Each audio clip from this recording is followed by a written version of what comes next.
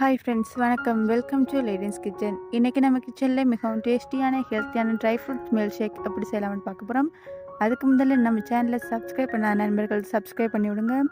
இந்த வீடியோ உங்களுக்கு பிடிச்சிருந்தா லைக் பண்ணுங்கள், கமெண்ட் பண்ணுங்கள், மறக்காமல் உங்கள் ஃப்ரெண்ட்ஸுக்கு ஷேர் பண்ணி விடுங்க. வாங்க ஃப்ரெண்ட்ஸ், வீடியோக்குள்ளே போகலாம்.